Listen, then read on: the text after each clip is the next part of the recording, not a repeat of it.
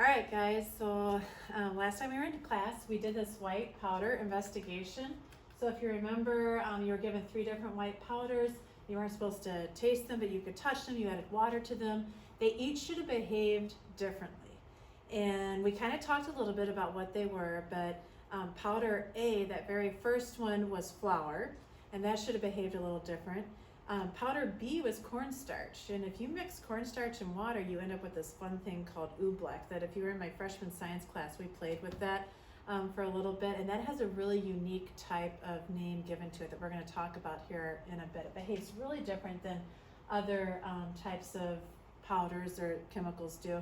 And then the third one was plaster of Paris. So as you added water to it, it stirred and it got thicker to the point where it just became a solid. That somebody, I think, threw the cup, I think this was you, Rafe, we remembered your name, threw the cup, and then just the whole thing broke. So they looked kind of the same when you first started, but then we added water to it, and adding another chemical, it changed its behavior. And you know, a chemist would take something like that and go, oh, cool. You know, like, what can I do with this? You know, and I as a chemist might say, nice, I can entertain the next time that I have kids I have to watch. We'll make oobleck, we'll have fun, and then I'm gonna leave as the babysitter and let mom and dad clean that up, right? But what is it that a material scientist will do? And this is the cool thinking of a material scientist. They look at that material and they look at, the cornstarch and water did something really different than the rest. And how can now a scientist take advantage of that and make something cool with it, have a really cool application? So they look for those materials that are odd, that are the ugly duckling, that are something different. And instead of saying, ooh, it doesn't behave like everything else, they go, nice, it doesn't behave like everything else. How can I take advantage of this? What can I do with it? So that's what we're gonna dive into. Before we even do that, I thought that I'd give you some entertainment with a little bit of oobleck video. So we're gonna push play on this, and then there's one that I want you to watch on ketchup, because ketchup's really weird too, and then we'll kind of reconvene.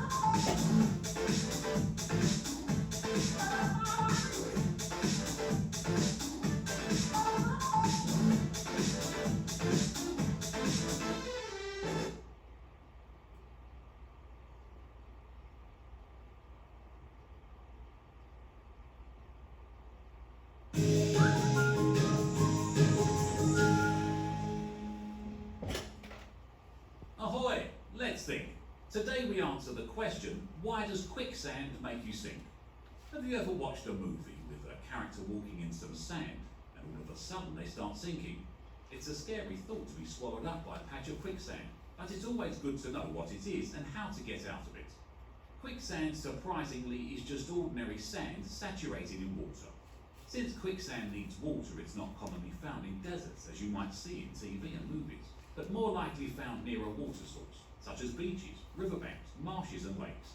If quicksand is made of just sand and water, how do you sink? Quicksand is usually formed when water saturates sand and the sand becomes agitated by either an earthquake or by flowing underground water. The water is unable to escape and can create a liquefied soil. At rest, quicksand can thicken with time, but once it's been agitated, it can move in a liquid-like manner very quickly. Since it acts like a liquid, it cannot hold your weight like dry sand normally would, and you begin to sink. As you struggle more in quicksand and make a lot of movement, the area remains agitated in a liquid-like state, and it becomes more difficult to escape. If you ever find yourself stuck in quicksand, it's best to remain calm. In actuality, your body is less dense than quicksand, which will allow you to float on it. It's recommended to relax your body and first wiggle your legs slowly. This will allow the area around your legs to liquefy again and help loosen the hold. Once your legs are mobile, spread your legs as well as your arms to increase your surface area and lean back. If you're able to get on your back, you should be able to float and paddle your way to safety. Contrary to popular belief, it's not common to drown in quicksand. You may get stuck for a long time, so it's always best to have a companion with you when going for walks in high water concentrated areas. So that answers the question, why does quicksand make you sink? That took some thinking.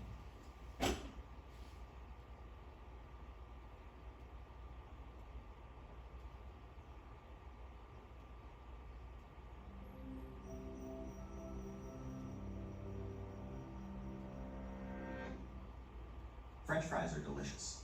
French fries with ketchup are a little slice of heaven. The problem is, it's basically impossible to pour exactly the right amount. We're so used to pouring ketchup that we don't realize how weird its behavior is. Imagine a ketchup bottle filled with a straight up solid like steel. No amount of shaking would ever get the steel out. Now imagine that same bottle full of a liquid like water. That would pour like a dream. Ketchup, though, can't seem to make up its mind. Is it a solid or a liquid? The answer is, it depends. The world's most common fluids, like water, oils, and alcohols, respond to force linearly. If you push on them twice as hard, they move twice as fast. Sir Isaac Newton of Apple fame first proposed this relationship, and so those fluids are called Newtonian fluids. Ketchup, though, is part of a merry band of linear rule breakers called non-Newtonian fluids. Mayonnaise, toothpaste, blood, paint, peanut butter, and lots of other fluids respond to force non-linearly. That is, their apparent thickness changes depending on how hard you push, or how long, or how fast. And ketchup is actually non-Newtonian in two different ways. Way number one. The harder you push, the thinner ketchup seems to get. Below a certain pushing force, ketchup basically behaves like a solid. But once you pass that breaking point, it switches gears and becomes 1,000 times thinner than it was before. Sound familiar, right? Way number two. If you push with a force below the threshold force, eventually the ketchup will start to flow.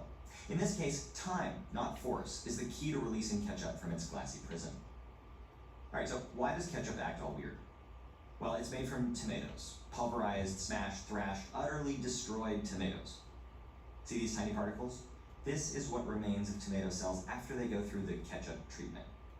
And the liquid around those particles, that's mostly water and some vinegar, sugar, and spices.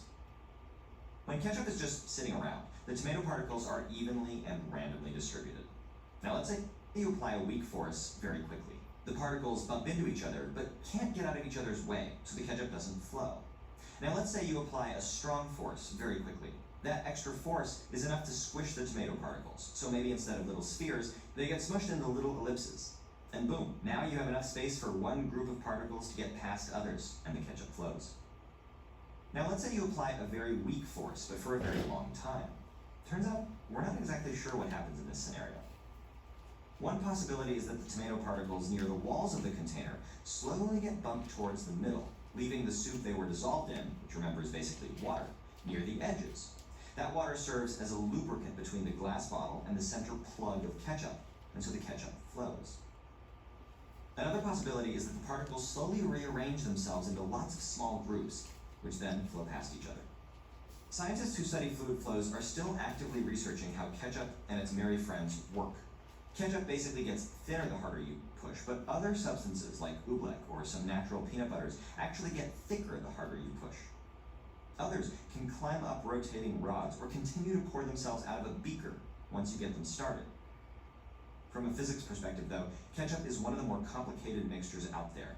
And as if that weren't enough, the balance of ingredients and the presence of natural thickeners like xanthan gum, which is also found in many fruit drinks and milkshakes, can mean that two different ketchups behave completely differently. But most will show two telltale properties: sudden thinning at a threshold force, and more gradual thinning after a small force is applied for a long time.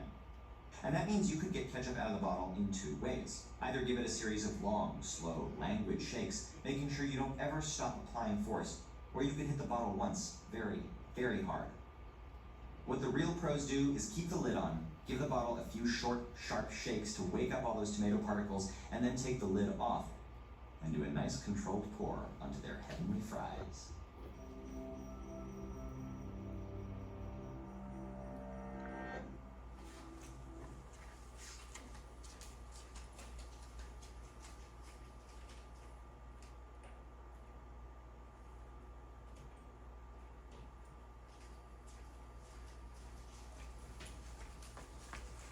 Okay, I'm back. All right, so where I'm at is it's page 11 of your note packet. So you look at your BP1 notebook, and remember some of these pages, the numbering did not transfer over, I don't know why, but you want to flip past the page where we did the activity the last class, and we just watched two videos that if you haven't already, you can pause the video right now and jot a few things down regarding the oobleck video and then the quicksand and the ketchup one that we just watched. All right, and so now we're on to this explanation of, well, what really is going on here. So I don't at all expect you, I mean, if you want to try to draw that, then go for it, but I don't expect you to try and draw cornstarch, but I do want you to write in this part here, that top spot where it says cornstarch is. This is the chemical formula, you guys, for cornstarch. That's crazy. What if I made you draw that out? 27 carbons, 48 hydrogens, and 20 oxygens. This is it drawn out. At every little angle, there's a carbon. Okay, so every one of those spots is a carbon. The oxygens, you can see those written in here, and then the hydrogens are attached. They only show the hydrogens that are attached to the oxygen, but there's also some hydrogens that are coming off some of these other points as well. So it's just a massive compound in and of itself, okay?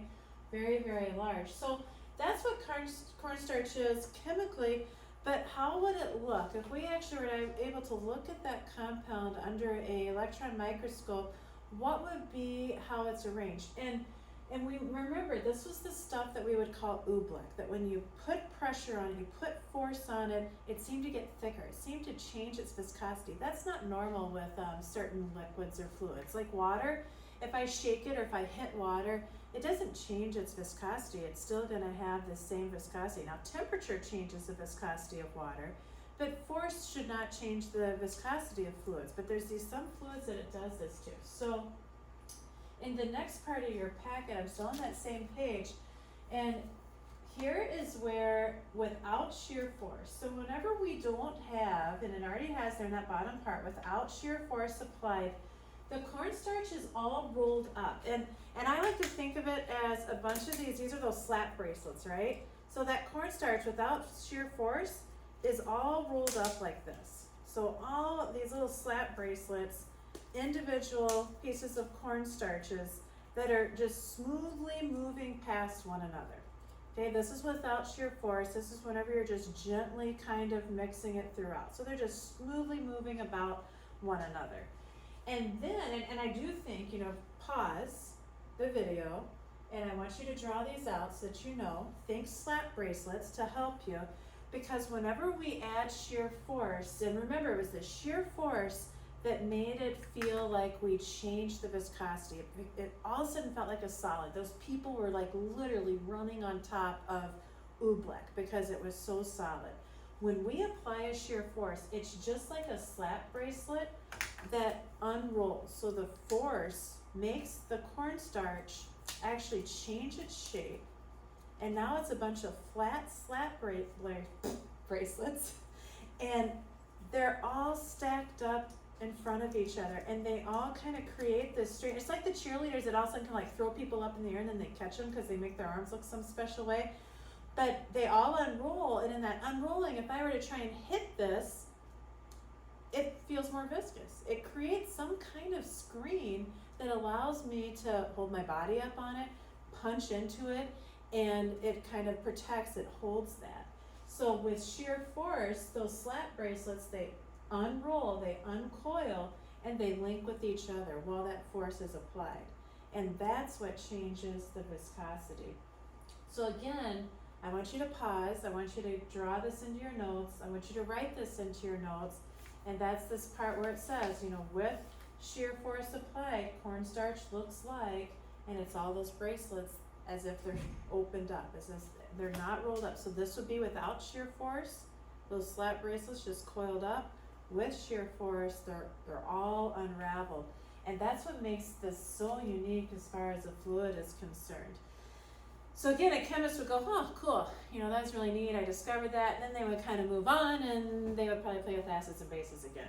A material scientist pauses and goes, how can I use this? Somehow, this stuff is important. There's something I can do, and are there other chemicals that behave the same way? And there are, and I heard some of you using this language yesterday. This kind of opened the eyes to material scientists to a whole new type of solid, and sometimes you'll even hear it referred to as a fluid, because if you notice, like is oobleck, is it a solid, is it a liquid? It seems to behave like both. So oobleck fits under this category of what's called a non-Newtonian solid. So what is a non-Newtonian solid? And I'm now on page 12 of your note packet. So I'm right here on page 12. We're going to write these definitions, and then we're going to see where we've got a right now engineered practice with a certain type of non-Newtonian solid. So non-Newtonian solids, they do not follow the laws of physics as described by Newton. They do things very different when we apply a force to them. They're going to change their viscosity. And we really can break non-Newtonian solids down into two types. And one is called dilantant solids. And dilantant solids become more viscous. They become thicker when we apply a force. So oobleck is a non-Newtonian solid. What type of non-Newtonian? It's a dilantant solid. So it's a material that becomes more viscous. It becomes thicker when shear force, so when I hit it, is added to it, okay? Now there's another type that those videos kind of helped you understand, and it's called thixotropic fluid. So it's another non-Newtonian. It's impacted by force, but it does the exact opposite. These become thinner. They become less viscous when we apply a force. So like ketchup, what have you learned? If I shake it up, I shake it up, I shake it up, eventually it gets thin because the force that you're applying changes the viscosity, makes it easier to pour. Quicksand, what did you just see in that video? Well, I'm stuck in the quicksand. It's really thick, it's very viscous. How can I get out of the quicksand? Literally kick my feet. And in applying force, I can make it thinner. There is quicksand in Wisconsin, so I saved your life, I'm sure, someday. So thixotropic, I just said it wrong. A material where adding shear force makes the solid thinner, makes it less viscous. So ketchup, concrete does this, some paints, our blood is actually like this, printer's ink is like this, and then quicksand are just some examples. So, you know, let's review a little bit of what we got going on here. That cornstarch was a dilantant solid that as we applied shear force, it uncurled and it spread out, it became thicker, okay, it became more solid-like as we hit the force, as we hit it, where these things like ketchup, as we apply force to it, it became thinner. And what would be the normal? A Newtonian solid or a Newtonian fluid, applying force should not change its viscosity. So if I take motor oil and I shake it, I don't change its viscosity. But if we know anything about engines, what does change the viscosity of motor oil? Heat, right? And it tends to be the hotter it gets, the less viscous it becomes. Think like honey. How do you make honey be able to pour a little better? One way is to actually put it in the microwave, right? You heat it up and it becomes a lot less viscous. It's going to become thinner. So very different. And again, chemists would kind of stop at that, like, cool, I discovered something new. Material engineer says, how can I actually do something with this and let it be a little different? And so there's this video I want to show you of a very newly engineered material that actually is a non-Newtonian solid that is out there to actually protect us. So let's watch this video and then I will come back and talk again.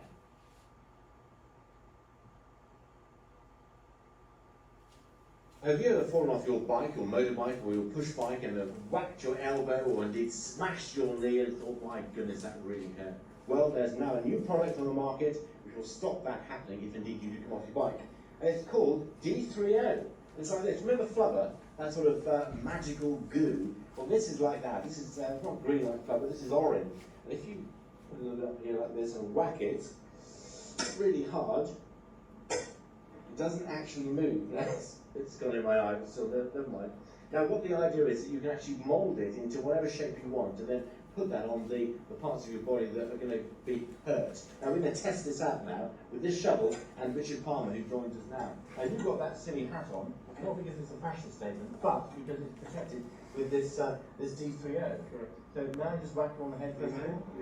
It's very obvious. This feels very strange. Now, just over here. Yes. Now you want to tell that. You feel it, but it's obviously considerably better than a woolly hat. Right. But not the same Did it hurt? Well, you feel it, but no, it doesn't hurt the same. I mean, it would hurt, that would hurt if it actually hit your skull. Yeah, if I took your hat off, your beanie hat on the whack you down, that would hurt. Yeah, I'd probably whack you down. Right, well, no, because you won't go into the hat again. You've got it also on your kneecap. I have.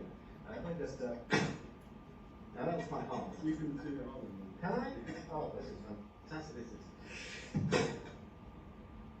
No hurt? No pain? I've got the other one there. Now, we have to make sure that it's there. I wore this a little earlier, and it slipped, and somebody whacked you on the knee. Right, so it's just there. Yes, it's very thin. It's always out It's of the right. side, just right on the knee. Okay, here we go. Here we are. Right. Here we go. No pain? No. Richard, thank you very much indeed for joining us here. I'll just try and use this. Whack it on the head one more time. Well, then, You alright? yeah, fine. Absolutely amazing. Don't try this at home, for God's sake. Okay, not kidding about the don't try this at home. But if any of you are dirt bikers or anything where you need protective gear, this, I hope, looks familiar. And I'll have this out next time that you're in so that you can actually get a feel for it. But this is the material that they talk about right here. So D3O, very newly engineered material and a very unique polymer. And it's known for protective gear. And what's crazy is as I hit it, it becomes more solid.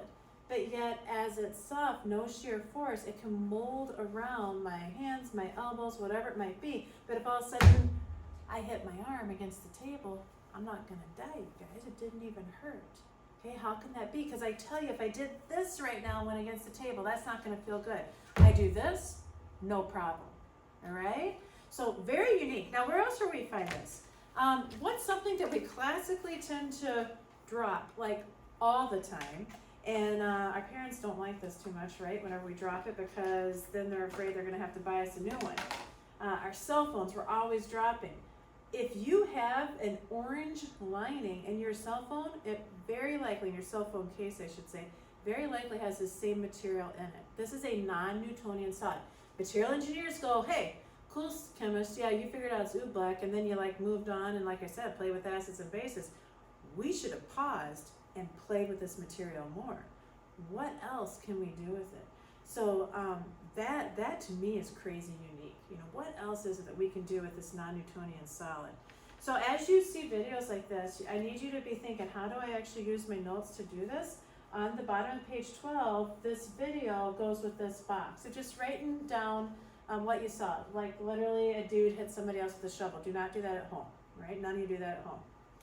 But Then for homework, what I want you to do is read this article that really talks about the engineering and the application of this non-Newtonian solid and what we can do with it. So read through this article. You can close read it, that QC squared, think like that.